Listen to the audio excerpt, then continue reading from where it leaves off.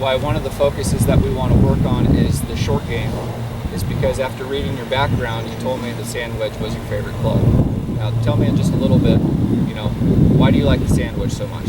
What does it get us into trouble sometimes? Do we hit good shots with it? Tell me a little bit about it.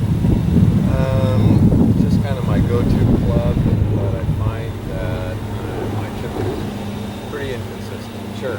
Sometimes I get it pretty close, sometimes chips up. So inconsistency, but do you think that's because we're changing our swing to make up for the same club that we're using? Yeah, because it's changing the distance of the club. Sure. So if you need to go this distance right here to the far pin, you're just going to take a bigger swing. Bigger backswing. Right? Probably more room for air. Yeah. Right?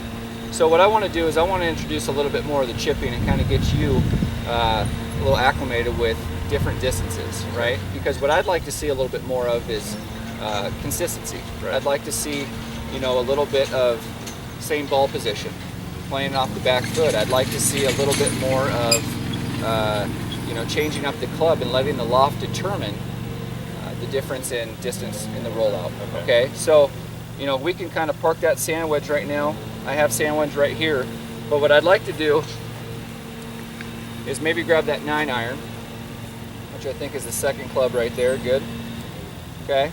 So what the difference is between a sand wedge and a 9 is this ball is going to get a little bit lower, and it's going to react consistently every time. What it's going to do is it's going to consistently keep rolling. Okay. One, because I'm putting it in the back of my stance. Two, I'm de-lofting the club a little bit. So when I do hit that little chip shot, nice easy chip shot, okay, it's just going to get onto the green as soon as possible, and it's just going to run out to the hole.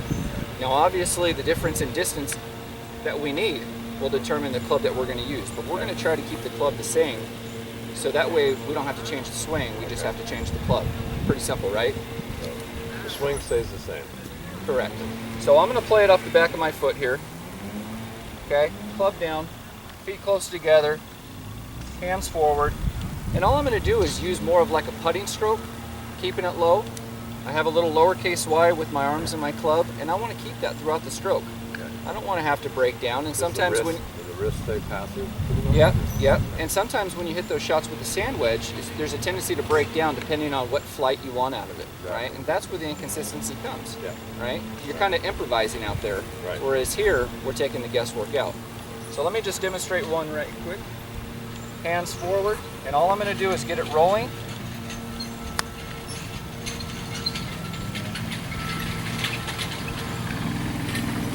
There you go. Yeah.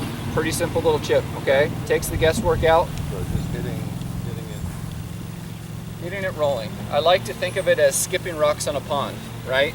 You throw the rock up, it's gonna splash. You hit it on the shore, it's not gonna reach the water. So if we can get that ball low and skipping right away, success, okay? Perfect.